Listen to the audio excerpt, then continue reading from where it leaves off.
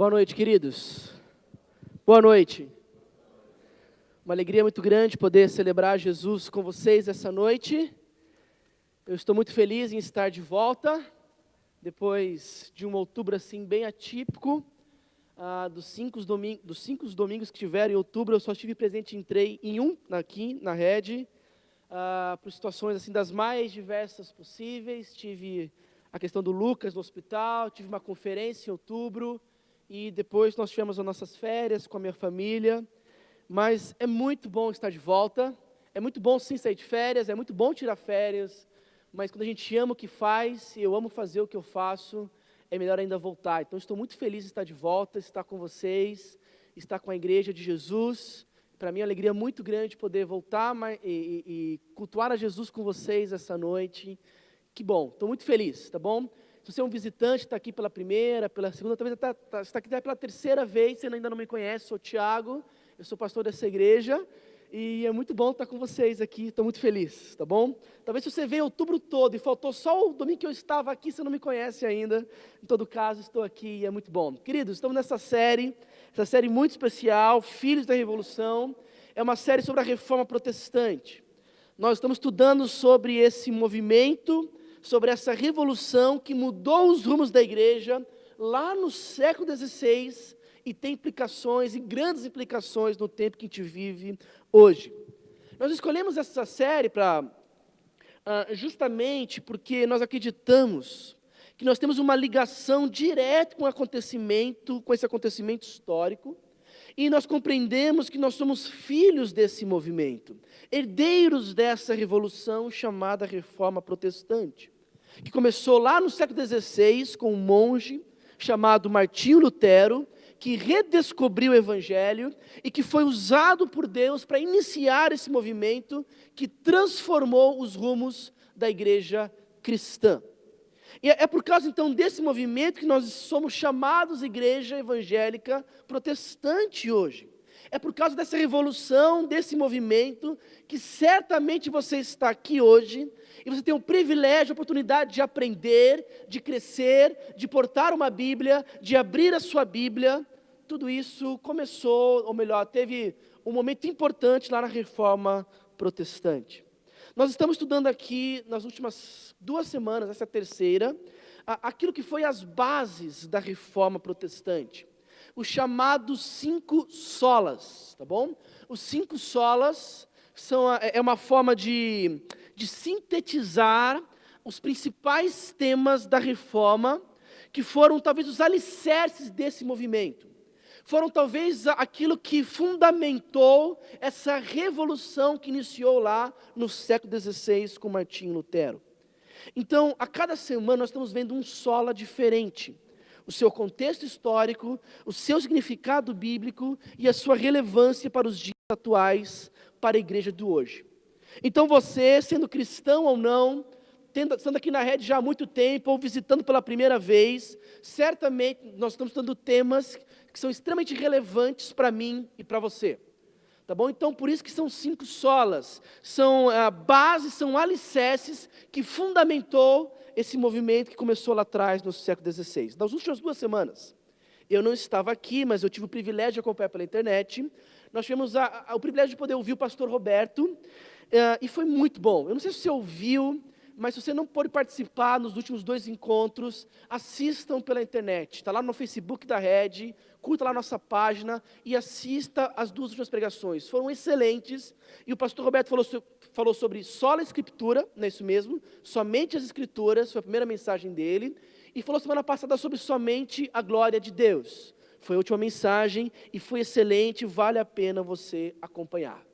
E ele tem sempre esse sola escritura, sola e deu glória, porque são temas latins, são formas em latim de se falar somente a escritura, somente a glória pertence a Deus, e hoje nós vamos estudar juntos aqui o sola fide, ou somente fé. E falar sobre esse tema é algo realmente importante, porque esse sola fide foi certamente, somente fé, foi talvez um dos alicerces mais importantes e que talvez mais influenciaram Lutero a de fato começar esse movimento. Falar sobre somente fé é talvez um dos alicerces principais da reforma protestante e que motivou e que inspirou Lutero a fazer o que ele fez. Quando nós falamos sobre somente fé, nós estamos falando sobre somente justificação pela fé. Essa é a visão protestante da justificação. Então, quando a gente fala somente fé, é uma forma abreviada de falar somente justificação pela fé. Deixa eu me explicar um pouquinho melhor, preste muita atenção nesse início, que vai nos guiar em toda a nossa conversa aqui, no nosso bate-papo. A expressão somente fé, ela é um atalho curto para toda a questão que envolveu a reforma protestante. Se você quer compreender toda aquela agitação, se você quer compreender toda aquela revolução que aconteceu no século XVI, você precisa entender essa questão do somente a fé e principalmente uma pergunta crucial. Pergunta essa que foi feita lá no século XVI, que era feita, que é feita, ou melhor, que deve ser feita nos dias atuais. Então preste muita atenção na pergunta, porque no tema da pregação de hoje nós vamos se propor a responder essa pergunta e tem tudo a ver com somente fé. A pergunta é a seguinte, preste bem atenção. Como que uma pessoa injusta e culpada pode sobreviver ao julgamento de um Deus santo e justo? Vou repetir a pergunta.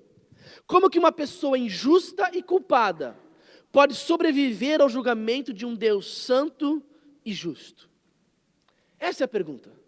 Como que eu, sendo quem eu sou, fazendo o que eu faço ou fazendo o que eu fiz, sendo quem eu fui, como que eu posso passar pelo justo julgamento de um Deus santo e ser absolvido? Não só absolvido, mas alguém que possui até algum tipo de mérito diante de Deus. E a resposta a essa pergunta foi talvez o que moveu, aquilo que influenciou Martinho Lutero a começar aquilo que nós chamamos de reforma protestante. A inquietação com a resposta a essa pergunta mexeu com Lutero de tal forma, e eu espero que mexa com você também, porque foi a resposta a essa pergunta que motivou essa revolução do qual hoje nós somos filhos. Como que você, sabendo quem você é, pensando o que você pensou hoje, essa semana, fazendo o que você fez talvez essa semana, esse ano ou na sua vida, como que alguém como a gente, como nós seres humanos, pode ser julgado e sobreviver ao julgamento de um Deus santo e justo? Deixa-me falar um pouco sobre Lutero, porque você, para entender essa pergunta que inquietava o coração dele, você precisa entender quem era Lutero. Lutero tinha um grande amigo chamado Philip Melanchthon, que foi talvez o primeiro a escrever sua biografia. Olha, um amigo próximo, olha o que ele disse sobre Lutero, tá bom?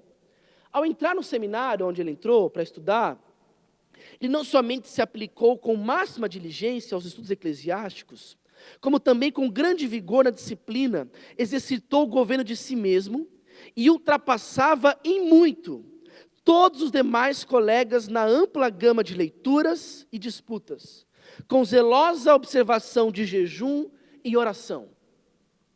Lutero era um cristão fiel, que amava Jesus, embora não conhecesse-o muito bem, mas que se dedicava incansavelmente a tentar merecer o favor de Deus. Era alguém que orava demais, alguém que jejuava demais, era alguém que confessava constantemente seus pecados, porque inquietava Lutero essa pergunta: como que eu posso me apresentar diante de Deus sendo quem eu sou? Então ele se dedicava demais. Não só isso. Todos os seus esforços religiosos, diz Melanchthon, contudo, não podiam dar qualquer segurança a Lutero. Quando morreu um amigo próximo, Lutero ficou aterrorizado pela ideia do juízo de Deus. E isso só agravava cada vez mais diante da sua teologia na época. Lutero era alguém que, ao fazer essa pergunta, ele apenas temia e sofria com a resposta. Porque por mais que ele se esforçasse, ele não se achava digno de estar diante de Deus e de merecer o favor e a graça de Deus. E olha que interessante. O plano de Lutero era que, como apenas os seus pecados atuais eram confessados, e perdoados, segundo eles, ele estava obcecado em não ignorar os pecados cometidos. E passava horas confessando a seu superior da ordem agostiniana, para então correr de volta com algum novo erro que ele se lembrava. Ou seja, ele confessava tudo, e ele voltava para o seu quarto, lembrava de mais algum pecado, e voltava a confessar o seu pecado, porque ele achava que confessando o seu pecado, ele de alguma forma se acharia justo e conseguiria obter o favor de Deus. E conseguiria talvez ter essa consciência um pouco mais tranquila ante essa pergunta. Mas isso não dava certo. A certa altura, o seu próprio superior lhe disse: olha aqui, irmão Martinho, se tu vais confessar tanto assim, e não parava de confessar pecados, por que você não faz algo no digno de confessar? Mata teu pai ou tua mãe, comete algum adultério, mas para de vir aqui com ninharias e falsos pecados. Loucura, não? Ele estava tão preocupado com essa situação, que ele não parava de perturbar lá o seu mentor para que ele confessava os seus pecados, porque fazer essa pergunta acabava com Lutero. Como que pode um pecador se apresentar diante de um justo juiz e não ser condenado? Então o que motivou Lutero a pensar sobre esse tema era justamente a resposta a essa pergunta. E para nós respondermos essa pergunta, e para nós entendermos o que é somente fé, nós precisamos juntos como igreja. Seja você alguém que tem 30 anos de vida cristã, seja você alguém que está pela primeira vez pisando numa igreja cristã evangélica, todos nós aqui precisamos juntos pensar sobre dois temas muito importantes. Precisamos pensar sobre dois aspectos, e antes de falar sobre o somente fé, nós vamos juntos pensar aqui sobre dois temas extremamente importantes que vai fundamentar a nossa conversa aqui. Quem é Deus e quem é o homem? Nós precisamos reafirmar algumas verdades importantes sobre quem é Deus, sobre quem é o homem, e a partir disso então entender o que é somente fé. E o que isso tem a ver comigo, e o que isso tem a ver com todos nós aqui. Então rapidamente, deixa eu falar com vocês sobre uma visão cristã, sobre quem é Deus, uma visão bíblica sobre de quem é o homem, e depois entender então esse conceito do somente fé. Quem é Deus? Quem é Deus para você? Como que você descreveria Deus? Como que você explicaria Deus para uma pessoa que talvez nunca ouviu falar sobre? Vamos supor que você tenha a oportunidade de ter um contato com alguém que nunca ouviu falar sobre a palavra Deus. É estranho, de fato, é incomum, com certeza, mas como que você explicaria o Deus para alguém? Deixa eu ler uma história bem interessante para vocês aqui. Uma história que eu li nesse livrinho que me marcou bastante. Permita-me apresentá-lo Deus. Agora esse Deus aqui é um Deus minúsculo, tá bom? Um D com D minúsculo. Talvez você queira abaixar a sua voz antes de entrarmos. Ele pode estar dormindo neste momento. Ele é velho, você sabe, e não entende muito ou não gosta muito deste mundo moderno e exótico.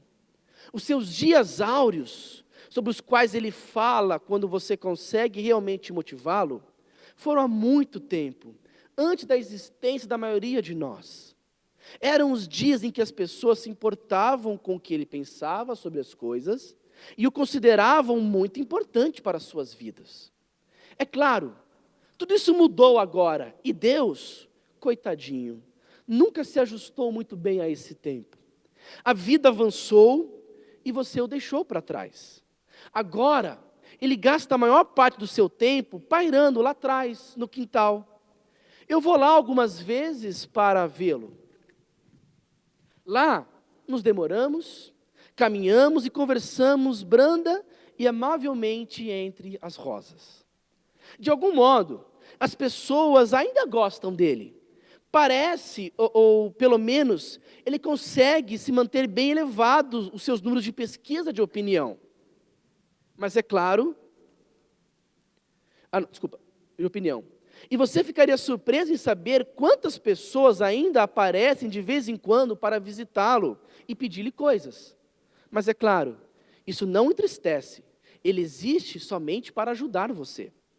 Ainda bem que todas as injustiças sobre as quais você leu, às vezes, nos antigos livros dele, você sabe o que estou dizendo. A terra engolindo pessoas, chuva de fogo sobre cidades, coisas semelhantes, tudo isso parece que desapareceu em sua idade. Agora, ele é apenas um amigo legal, de pouca intimidade, com o qual é fácil alguém conversar. Em especial, porque ele quase não fala de volta, e quando o faz, é geralmente dizer-me por meio de algum sinal estranho, que aquilo que eu estou fazendo é certo para ele. Ele é realmente o melhor tipo de amigo, não é mesmo? E você sabe qual a melhor coisa sobre esse Deus? Ele não me julga. Nunca. Por nada. Sim, eu sei no seu íntimo, ele quer que eu seja melhor. Mais amável, menos egoísta e coisas assim. Mas ele é realista. Ele sabe que eu sou humano e que ninguém é perfeito. E tenho plena certeza de que ele se contenta com isso. Perdoar as pessoas é o seu trabalho, é o que ele faz. Afinal de contas, ele é amor, não é mesmo? Eu gosto de pensar no amor como nunca julgar e somente perdoar. Esse é o Deus que eu conheço. Eu não desejo tê-lo de qualquer outra maneira. Bem, espere um momento, agora nós podemos entrar.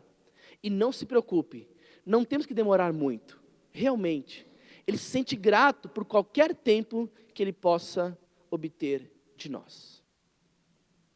Essa aqui é uma história fictícia, é verdade, mas que revela a visão que muitas pessoas têm acerca de Deus. Essa é a visão deturpada que muitos de nós, talvez alguns até mesmo aqui, têm sobre o nosso Deus. Esse Deus distante, velhinho, gagá, que pouco ou quase nada interfere em nossas vidas. Esse Deus que é quase como se fosse um mantra, onde você pode consultar algumas vezes e outras não. E quando o negócio realmente aperta, você pode procurá-lo, que não julga, que não condena, que é somente amor. É um Deus que está numa nuvem cor-de-rosa. Mas essa descrição, ela pouco se parece com Deus da Bíblia. A gente precisa aprender um pouquinho mais sobre Deus, nos aprofundar no nosso conhecimento de Deus, para de fato entender quem Ele é e como se relacionar com Ele. Atualmente, por exemplo, as pessoas se esquecem que nós estamos falando de um Deus criador. Gênesis capítulo 1, versículo 1, vai ser colocado aqui no telão, é um texto-chave, essencial, que parece que foi apagado das nossas memórias. Onde que diz que no princípio Deus criou os céus e a terra. Esse Deus criativo, que criou todas as coisas para a sua própria glória. Os adolescentes aqui, jovens, eu sei, são inundados de evolucionismo nas escolas, universidades, onde o que se prega é o processo evolutivo, e evolução, onde nós somos apenas frutos do acaso. E isso é totalmente contrário à visão das Escrituras, que nos apresenta um Deus criador, um Deus que criou todas as coisas, um Deus criativo, um Deus que criou tudo e todos para a sua própria glória. Eu gosto de explorar aqui, porque entendo muito bem. A mentira que se prega para nós não é nem ciência, é mentira. Porque a ciência bem estudada, com seriedade, vai apontar sempre para a verdade. E Deus é a verdade. Quanto mais você estudar cientificamente sobre as coisas criadas, quanto mais você procurar cientificamente sobre o surgimento do universo, sobre como as coisas vieram a existir, eu não tenho dúvida que se você fizer isso sem preconceitos, eu não tenho dúvida que você vai sempre apontar para um Criador. Nós cremos nesse Deus que criou todas as coisas. Isaías 43, versículo 7, afirma que nós somos criados para a glória de Deus. Deus afirma tudo que é chamado pelo meu nome, a quem criei para a minha glória, a quem formei e a quem fiz. O fato de Deus ser o Criador de todas as coisas quer dizer que Ele tem o direito sobre todas as coisas. Ele é a autoridade suprema sobre tudo e sobre todos. Olha lá Salmo 19, é um lindo salmo, um dos salmos que eu mais gosto. Os céus declaram a glória de Deus, o firmamento proclama as obras de suas mãos. Um dia fala disso, outro dia, uma noite se revela a outra noite. As coisas criadas revelam, apontam, gritam, Deus existe. Sem discurso nem palavras não se ouve a sua voz, mas a sua voz ressoa por toda a terra, e as suas palavras até os confins do mundo. Nós cremos nesse Deus que criou todas as coisas para a sua própria glória, que é real. Pergunte para o seu professor: professor, por que a Terra está na distância exata do Sol? Nem poucos metros mais próximo, nem poucos metros mais distante. Por que nessa distância? Porque se tivesse 1 quilômetro para frente, não existiria vida aqui, um para trás, não existiria vida aqui. Por que nessa distância? Por que nessa rotação? Por que giramos a 1.700 quilômetros por segundo? Por quê? E nessa velocidade exata, mais impossível de existir vida, menos impossível de existir vida. Por que nós estamos na distância exata da Lua e todos os outros astros celestes? Por que isso? Será que de fato somos realmente esse fruto do acaso, como todo mundo fala por aí? E a Bíblia está nos avisando e nos dizendo: olha, o Deus Criador existe, Ele criou todas as coisas. Mas não é só isso. Além da visão do Deus Criador que está sendo perdida, nós perdemos a visão desse Deus também que é justo e que é santo. Salmos capítulo 11, versículo 7, diz que o Senhor é justo, Ele ama a justiça, e os retos verão a sua face. No Salmo 33, capítulo 5, vai nos afirmar que o trono de Deus é o fundamento, a justiça é o fundamento do trono do Senhor. Salmo capítulo 33, versículo 5. O Deus que nos é apresentado na Bíblia é um Deus perfeito. Perfeitamente amoroso, perfeitamente gracioso, mas também perfeitamente justo e santo. Por várias vezes a Bíblia nos afirma que Ele é santo, santo, santo. E o que preocupava Lutero, e que também deveria nos preocupar também, é por saber que esse Deus que é santo, que é justo, que é perfeito, que não tolera o mal, que vai punir o mal, como que a gente pode nos relacionar com esse Deus? Esse Deus que não pode tolerar o pecado, como é que Ele pode se relacionar com pecadores? Porque nós temos pecado, pelo menos eu tenho pecado. Quando nós olhamos para o Salmo 130, e o salmista diz: olha, Senhor, se o Senhor observar os pecados, quem escaparia? Se o Senhor registrasse, se o Senhor observasse as iniquidades, quem escaparia? E a pergunta aqui é uma pergunta retórica, porque a resposta é: ninguém. Ninguém escaparia. Eu não escaparia, você não escaparia. Essa é a dura realidade. Queridos, muitas pessoas não acham nenhuma dificuldade em olhar para Deus como alguém amoroso e compassivo, que de fato Ele é. Os cristãos têm feito um trabalho excelente em convencer o mundo de que Deus os ama, isso é ótimo, mas nós precisamos também compreender que esse mesmo Deus também é santo e justo, e está determinado a nunca esquecer, ignorar e tolerar o pecado, incluindo o nosso próprio pecado. E isso assustava Lutero. Isso deve nos assustar também. É por isso que a Bíblia fala, por exemplo, sobre o julgamento final. Não sei se você sabe, mas uma das bases da Reforma Protestante, que movimentou a Reforma Protestante, era a ciência, a consciência do julgamento final, da realidade do inferno. Porque são todas manifestações da justiça de Deus. Hoje em dia as pessoas não se falam mais sobre o inferno. Aliás, é até engraçado, porque quando a gente fala sobre o inferno na igreja, os próprios cristãos tendem a duvidar, ou achar que isso é um discurso muito pesado, ou inapropriado para a realidade da igreja. Eu já ouvi isso já. Pessoas afirmando que palavras como pecado, falar sobre inferno, são temas que, além de deixar as pessoas desconfortáveis, talvez não são temas mais apropriados para se falar em pleno século XXI. Mas, mais uma vez, não é isso que a Bíblia afirma. A realidade do inferno é a realidade da justiça e da santidade de Deus. Se você tira o inferno das Escrituras, se você tira o inferno da realidade humana, você está tirando de Deus a sua justiça. Porque o inferno nada mais é um local onde Deus irá punir aqueles que merecem punição. E se você tira isso, você tira a oportunidade de Deus exercer a sua justiça. Se não há inferno, nós podemos concluir então que os justos estavam errados por terem confiado em Deus. Essa é a realidade que Lutero cria sobre quem Deus é. Agora, tem mais. O segundo ponto é, quem o homem é? Para você entender somente a fé, você precisa compreender quem Deus é, mas também compreender quem o homem é. E aqui também há grande confusão na atualidade. Porque a Bíblia nos diz que o homem, embora criado perfeito para a glória de Deus, para andar com Deus, ele quebrou completamente esse relacionamento quando decidiu se rebelar contra a vontade boa, perfeita e agradável vontade de Deus. Pecado, entenda muito bem, o que nós temos, nós somos pecadores, e pecado é a rejeição do próprio Deus, é um repúdio do governo de Deus, é um repúdio do cuidado, da autoridade de Deus, é repudiar o direito de Deus de dar ordens e governar a vida daquele que Ele criou. Pecado é a rebelião da criatura contra o seu Criador. E sabe como é que a Bíblia descreve o homem sem Deus?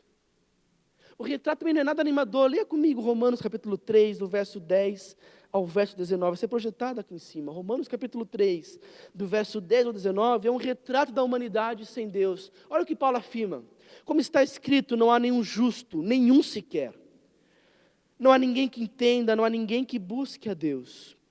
Todos se desviaram, tornaram-se juntamente inúteis. Não há ninguém que faça o bem, não há um sequer. As suas gargantas são um túmulo aberto, com suas línguas enganam. Veneno de serpentes está em seus lábios. Suas bocas estão cheias da maldição e amargura. Seus pés são ágeis para derramar sangue. Ruína e desgraça marcam os seus caminhos. E não conhecem o caminho da paz. Aos seus olhos é inútil temer a Deus. Aí Paulo conclui no verso 19. Sabemos que tudo o que a lei diz, o diz àqueles que estão debaixo dela, para que toda boca se cale e todo mundo esteja sob o juízo de Deus. Essa é a dura realidade do homem sem Deus. É assim que a Bíblia nos apresenta a realidade do homem sem Deus. Uma realidade de desespero, uma realidade onde não há nenhum justo sequer. O verso 19, ele é brutal, porque ele diz que diante de Deus, toda boca fica calada, porque não quis falar.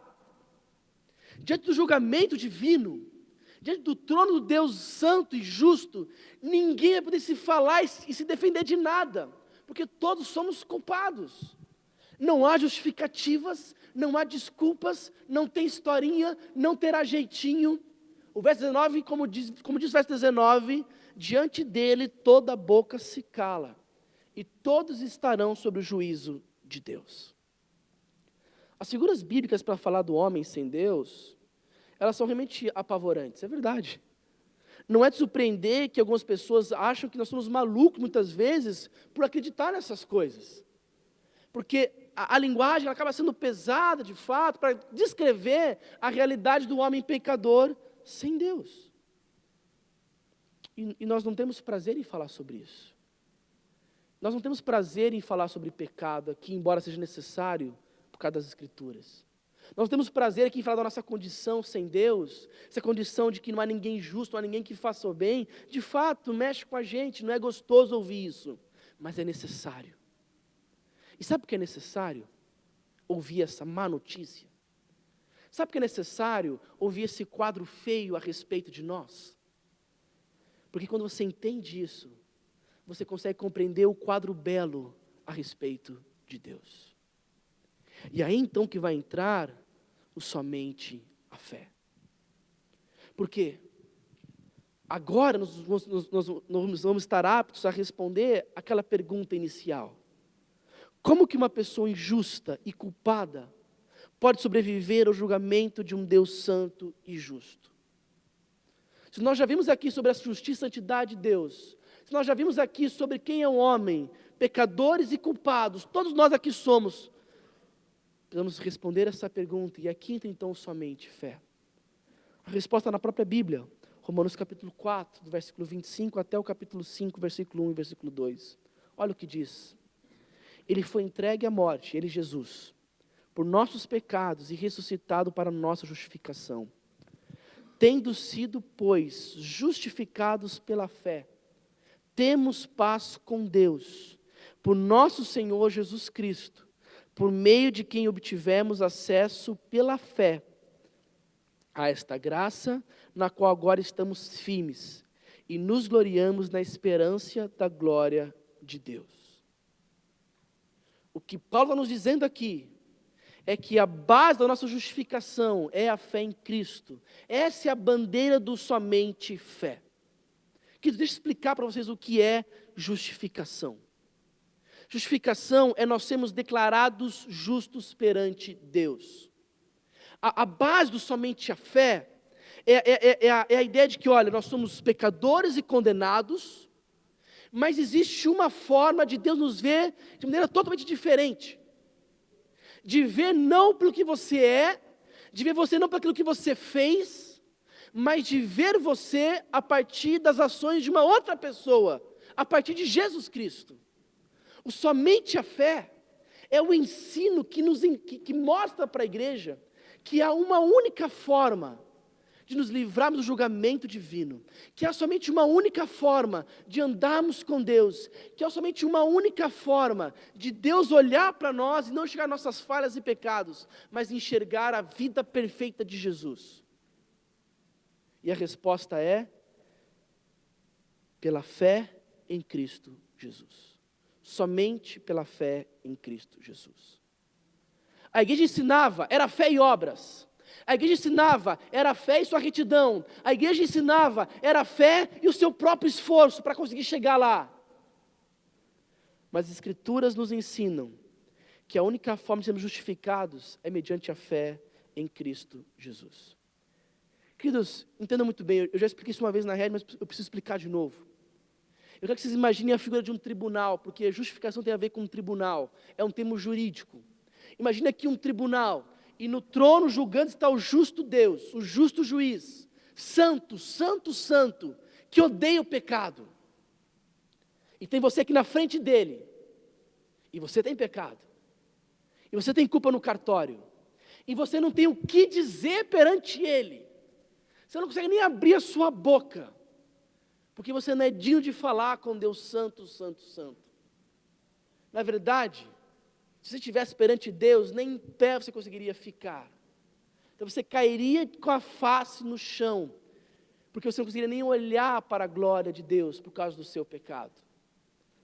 O profeta Isaías teve uma experiência de chegar próximo a ver a Deus, e a reação dele não foi outra a não ser cair no chão, prostrado, entregue completamente, porque essa é a condição nossa como pecadores. Agora imagine você está ali, você não tem o que falar, você não tem o que dizer, e você não espera outra coisa a não ser condenação, porque é isso que eu e você merecemos. Mas o que Paulo nos ensina aqui, na verdade o que Paulo nos ensina em 2 Coríntios capítulo 5, versículo 21, diz o seguinte, olha, 2 Coríntios capítulo 5, verso 21, Deus tornou pecado por nós, aquele que não tinha pecado, para que nele nos tornássemos justiça de Deus. Deus tornou pecado por nós, aquele que não tinha pecado, para que nele nos tornássemos justiça de Deus. A ideia é que você está aqui nesse tribunal. E aí Jesus Cristo, que veio a este mundo, que viveu perfeitamente, mas Ele assumiu o nosso pecado e morreu em nosso favor. Ele se apresenta diante do Pai com você. E aí, você que tem pecado, Paulo está dizendo aqui que Deus pegou Jesus Cristo, pegou os teus pecados e colocou sobre Ele. Todos os teus pecados, todas as suas falhas, suas mentiras, todas elas foram colocadas sobre Jesus, que viveu perfeitamente. Então, por isso, aquele que não tinha pecado, Deus colocou o pecado sobre ele.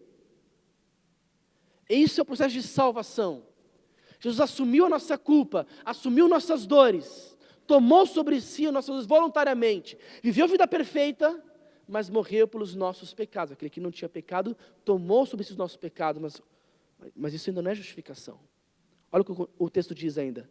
Para que nele nos tornássemos justiça de Deus. Além de Ele assumir os nossos pecados, justificação é nós assumirmos a sua retidão.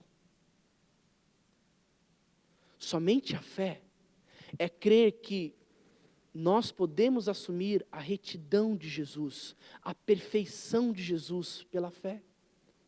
Que a vida perfeita de Jesus é colocada sobre nós. Entendeu muito bem? Justificação não é Deus nos tornar justos. Justificação é Deus nos declarar justos, mediante aquilo que Jesus fez.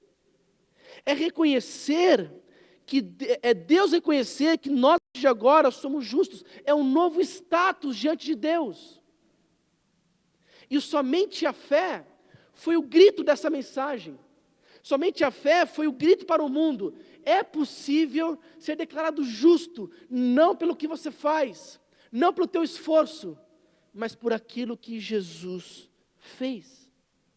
Somente a fé é a crença de que nós podemos ser declarados justos diante de Deus, com base na obra de Jesus Cristo na cruz. Quando nós depositamos a nossa confiança, a nossa fé, naquilo que Jesus fez por nós, quando nós compreendemos quem nós somos, quem Deus é, e o que Cristo fez em nosso favor, nós somos declarados justos pela fé somente. É como se Jesus literalmente se apresentasse diante do Pai e falasse: Pai, o Tiago, ele teve fé em mim. O Tiago, ele creu em seu coração que eu morri pelos pecados dele. Então os pecados dele, eu paguei a conta. Mas a minha vida de retidão, porque eu mereço estar diante do Senhor, porque eu vivi perfeitamente, isso você coloca na conta dele a partir de agora. Então quando você olhar para o Tiago, você vai declarar o justo com base naquilo que eu fiz, naquilo que eu vivi, nos meus méritos, na minha justiça. Por isso a justiça de Cristo, por isso a justiça de Deus. Somente fé é crer isso. É crer que você não tem o poder de se salvar, é crer que você não tem o poder de contribuir com a sua salvação, é crer que a salvação é um ato gracioso de Deus, e que Ele faz isso, Ele fez isso comigo, e Ele faz isso com cada um de nós. Eu estou encerrando, mas deixa eu terminar aqui. Falar sobre fé hoje em dia é complicado, porque as pessoas entendem de maneira completamente equivocada a fé. Algumas pessoas, por exemplo, acham que a fé é uma virtude, é uma qualidade, que alguns têm, outros não. Eu já cansei de ouvir pessoas falarem para mim: nossa, você é tão jovem e pastor, eu acho tão legal pessoas assim como você que tem fé, como se fosse algo de mim, como se eu gerasse fé no meu coração, como se fosse uma qualidade minha, e não. Fé, queridos, é um presente de Deus. O somente fé também é um dom de Deus. Efésios 2, 8 e 9. Paulo vai dizer: pela graça vocês são salvos por meio da fé, e isto não vem de vocês. É dom de Deus, não por obras para que ninguém se glorie. O próprio Hebreus capítulo 12, versículo 2, vai dizer que Jesus é o nosso autor e consumador da fé. É Ele que gera fé no nosso coração, é Ele que nos dá fé. É Ele que nos salva, é Ele que nos leva a essa condição de nos sermos considerados justos diante de Deus. Somente a fé é a mensagem de que existe apenas uma única forma de você se livrar do juízo de Deus sobre a sua vida, sobre toda a humanidade. Crer em Cristo para a salvação dos seus pecados e ser declarado justo diante de Deus. O que você precisa fazer? Nada, já está feito. O que você precisa fazer, na verdade, já foi feito por você. Para perdão dos seus pecados, para que você pudesse hoje ser justificado diante de Deus, não pelo que você fez, mas por aquilo que Cristo fez. Então, o somente fé, o sola fide, é ter uma confiança inabalável e alicerçada nessa verdade, e fundamentar a sua vida em prol dessa verdade, de que você é um filho amado e justificado diante de Deus, não pelo que você fez, mas aquilo que Cristo fez. Essa é a mensagem que cristãos e não cristãos precisam ouvir e serem lembrados o tempo todo. Porque, queridos, essa é a mensagem do Evangelho. O sola fide, o somente a fé, tem tudo a ver com o Evangelho. É por isso que Lutero levantou essa bandeira de maneira tão radical. É a bandeira de que para você ter acesso a Deus, você precisa apenas confiar que Cristo fez tudo o que precisava ser feito para que você pudesse ter acesso a Deus. E se você tem, às vezes, 10 anos de convertido, 30 anos, ou talvez pela primeira vez pisou aqui, essa mensagem é para todos nós. Porque ela nos lembra sobre o nosso status diante de Deus. Ela nos encoraja, ela nos faz lembrar de quem nós somos, filhos amados, justificados por Deus. Não por que nós fizemos, mas por aquilo que Cristo fez. Todos nós precisamos ser lembrados do somente a fé. Todos nós precisamos ser ensinados pela primeira vez, em alguns casos, sobre o somente a fé. Sermos lembrados que somente a fé em Cristo é capaz de transformar e continuar transformando a história da sua vida. Somente a fé em Jesus é capaz de mudar o seu status diante de Deus, de um pecador que merece condenação, para um filho que tem a aprovação de seu Pai, não por aquilo que você faz hoje, mas por aquilo que Cristo fez na cruz. Eu e você precisamos ser lembrados disso dia após dia. Sermos lembrados que, se você confiou em Cristo, se você alguma vez na tua caminhada foi constrangido pelo amor de Deus, confessou os teus pecados, se arrependeu dos seus pecados e confiou em Cristo para a sua salvação, você foi declarado justo. E é dessa forma que Deus te vê. É dessa forma que Deus enxerga você, como um filho amado e justo, não pelo que você faz ou fez, mas por aquilo que Cristo fez. E quando você entende isso, você não tem outro desejo a não ser viver para agradar esse Pai amoroso. Alguns acham que mensagem como essa pode levar as pessoas a fazer o que quiserem. Ah, é assim então? Vamos curtir a vida, fazer o que eu quiser. E não, é o contrário. Porque quando realmente você entende isso, esse favor imerecido, quando você realmente entende que Deus colocou fé no seu coração sem você desenvolver isso, quando você realmente entende que Deus te declara justo mediante o que Cristo fez e não o que você faz, você é constrangido por esse amor, por essa verdade, e não tem outro desejo a não ser viver para esse Pai amoroso. Esse é o meu desejo, esse tem que ser o nosso desejo. Eu quero terminar com uma história também desse livro, uma história que me marcou bastante e eu espero que possa marcar você. E essa é uma história que fala sobre a forma como Jesus nos alcançou. E ao ler essa história, eu espero que Deus possa falar ao seu coração.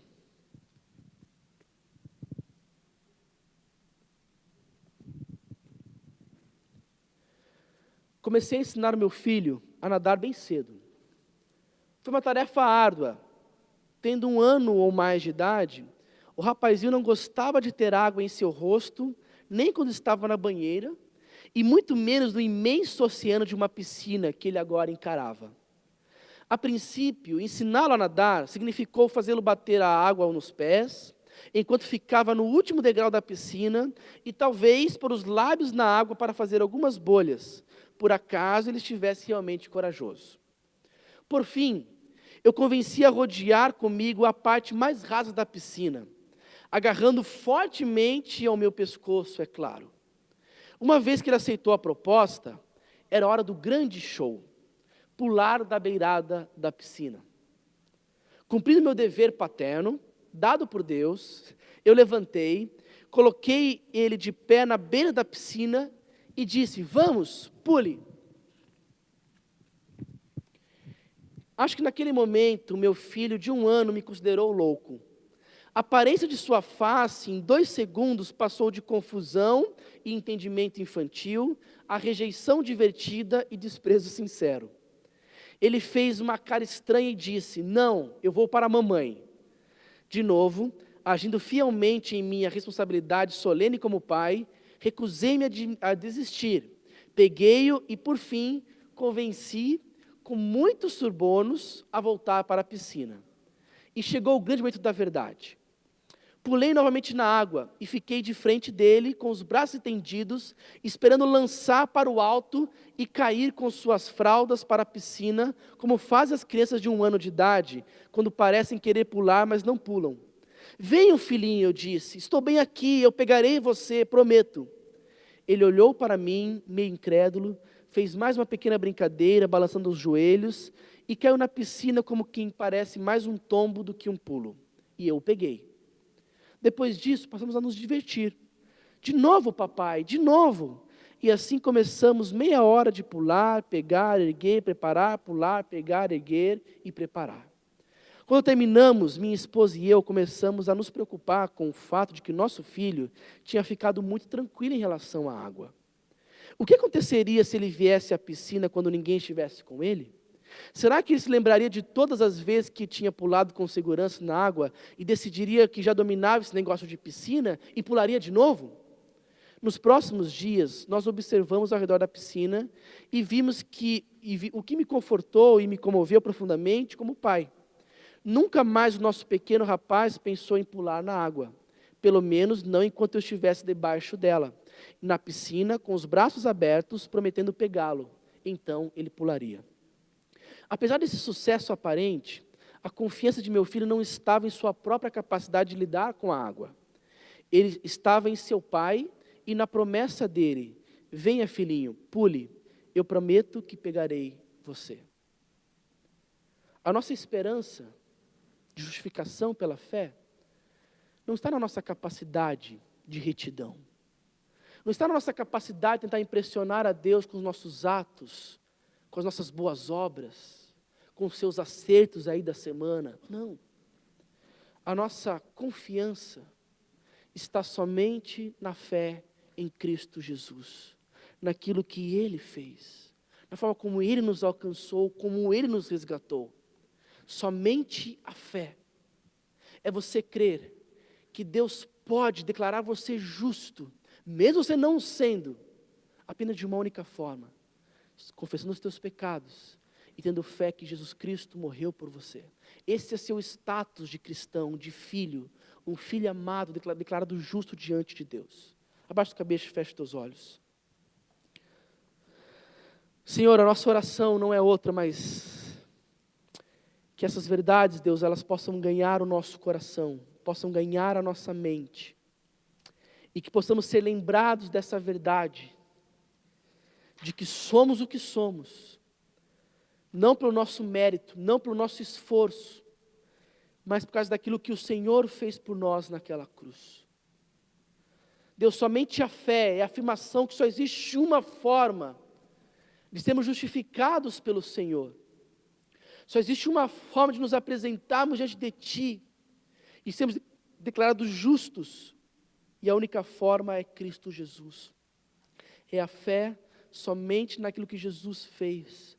É a confiança inabalável na ação de Cristo na cruz. E Deus, essa verdade, ela transforma, ela muda completamente as nossas vidas. Deus, se existe alguém aqui, um filho amado do Senhor, que se esqueceu dessa verdade, se existe alguém aqui, Deus, que embora salvo pelo Senhor, ainda está tentando viver a realidade do desempenho. Se existe alguém aqui, Deus, que esqueceu da justificação pela fé e está tentando se justificar pelas suas obras, tentando impressionar o Senhor, tentando de alguma forma merecer o Teu favor, Deus, para que essa mensagem chegue a esse coração. E para que nesse instante essa pessoa tenha seus olhos abertos pelo Teu Santo Espírito, e ela possa compreender que não importa o que ela faça, não importa o que ela pense, nada pode separar do amor de Jesus. É a Tua palavra, é a promessa do Senhor. Para que essa pessoa possa compreender, Deus, que não há nada que ela possa fazer para que o Senhor a ame mais. E não há nada que ela possa fazer também para que o Senhor a deixe de amar. A nossa justificação não depende de nós, mas depende daquilo que o Senhor fez por nós. E uma vez depositada a nossa fé em Jesus, não a qualidade da nossa fé, mas o objeto da nossa fé, que é Jesus Cristo, nós somos declarados justos e salvos pelo Senhor. Deus nos lembra cada vez mais dessa verdade, para que ela se aprofunde e crie raiz em nossos corações. E para que a nossa identidade não esteja no nosso trabalho, não esteja no que nós fazemos de exercer profissão, não esteja em qualquer outro lugar, mas que a nossa identidade esteja no Senhor. De filhos amados e aceitos pelo Senhor. De que, embora pecadores, declarados justos pela fé em Cristo Jesus. E, Senhor, por favor, se existe alguém aqui hoje no nosso meio, que ainda não compreendeu, Deus, essa mensagem do Evangelho, que de alguma forma ainda está buscando algo que possa dar significado para a sua vida, que de alguma forma está tentando se justificar também pelo seu próprio esforço, e de alguma forma tentando impressionar o Senhor com suas ações, com sua retidão. Deus, salva essa pessoa, em nome de Jesus. O Senhor, que é o autor e consumador da nossa fé, coloca a fé no coração de algumas pessoas hoje, se assim for a tua vontade. Salva pecadores essa noite, para que essa pergunta possa ser respondida nos corações de todos nós aqui, de que sim, é possível um pecador condenado, um pecador que merece condenação, ser justificado pelo Senhor, por meio de Cristo Jesus. Se confessarmos nossos pecados, o Senhor vai nos perdoar. Se confessar com os nossos lábios que Jesus é o nosso Salvador, nós seremos salvos. Deus, em nome de Jesus, para que hoje seja uma noite também, de que pessoas possam experimentar essa fé salvadora pela primeira vez. Em nome de Jesus, Deus, nosso desejo é para que hoje pessoas que estão aqui nesse lugar possam ouvir a Tua voz pela primeira vez a chamando, para que o Senhor possa transformar corações essa noite, e pessoas possam responder em fé ao Teu chamado, que pessoas possam confiar em Jesus Cristo como verdadeiro e genuíno Salvador, e ter a história da vida delas modificada completamente. Isso é somente fé. Essa é a realidade que nós queremos viver, para a Tua glória e para a Tua honra. Em nome de Jesus que nós oramos. Amém.